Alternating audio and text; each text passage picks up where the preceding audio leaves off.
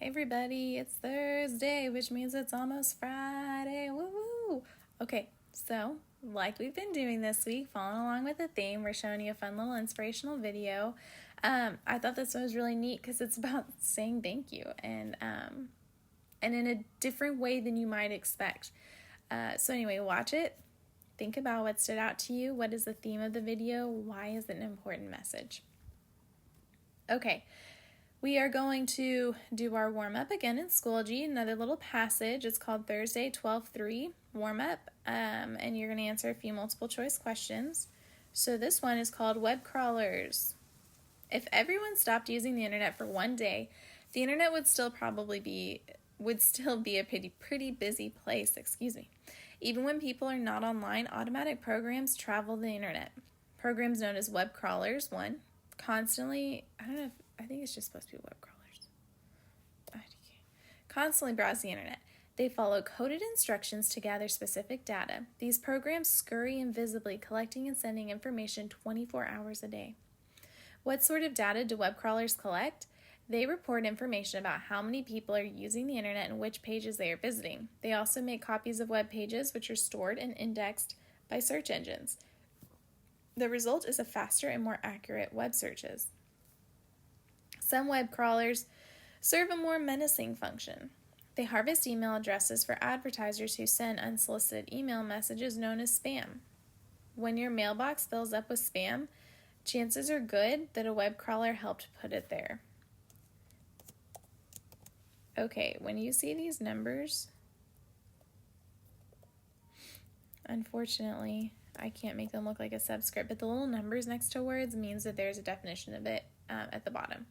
So, when your mailbox fills up with spam, chances are good the web crawler helped put it there. So the one that's up here by crawlers tells us what web crawler is. Web crawlers are sometimes called spiders because they crawl around the web. And then 2, next to spam, according to one report, about 183 billion spam messages are sent in a single day, accounting for 88% of all email messages sent.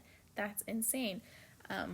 Wow, I did not know that. Okay, go in to Schoology and answer the few questions that you have on this, and then come back for the second half of class.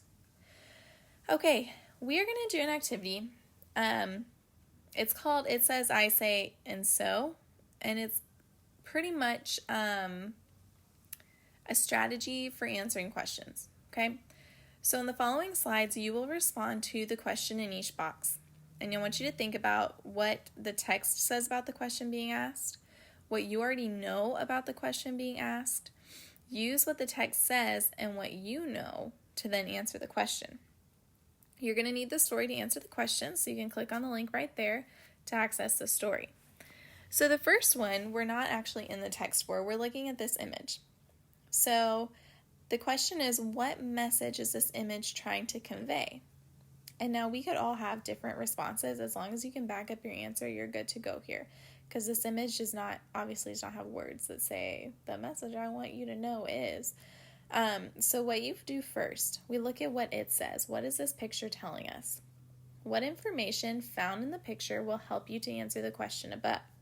So you're looking at the picture, you see somebody standing up on a tall building in a nice dress. You're taking note of these kinds of things. What pieces of information do you think are going to help you answer that question? Now, what do you already know about this image? What do you know? You know maybe that she's in a big city. You know, even though she's in a big city, it's interesting that she can see the stars. That kind of strikes me. So, what do you know about this girl for climbing to the very top of this building? So, what do you know about this image when you look at it? And then our last part, and so, this is when we take those two first boxes and we combine them to create a response to the question. What message is this image trying to convey? Use your response in the boxes above to formulate your response. That's kind of repetitive, but you know what I mean. So, that's your first one. You're just looking at the picture. Next, we're looking at questions from the story we read, Her Hands Held the Stars. So it says, what text evidence, first let me read the question. What causes the stars in Akeisha's hands to sparkle? So for it says, what text evidence will help you answer the question?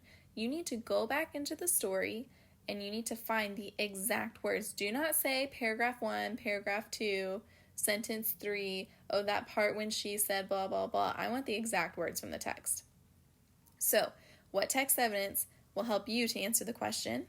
I say, so what do you already know about this question? This is where you can answer from your head.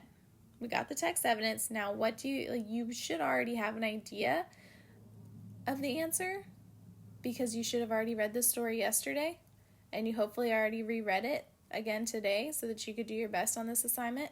So what do you already know about the question? Now you're going to take the text evidence and what you already know, and you're going to formulate your response to the question, what causes the stars in Akeisha's hands to sparkle? The stars in Akeisha's hands sparkle because blah, blah, blah. I know this because in the text it says blah, blah, blah. Okay? Next one. What is the theme of the story? Theme is the lesson learned, okay? What lesson does the author want you to learn?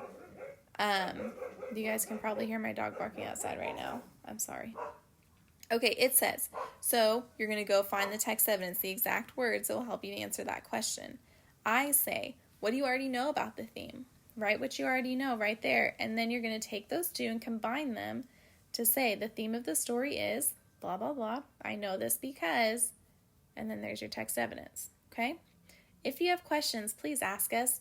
We want to help you so you can be as successful as possible, okay? But we cannot read your mind.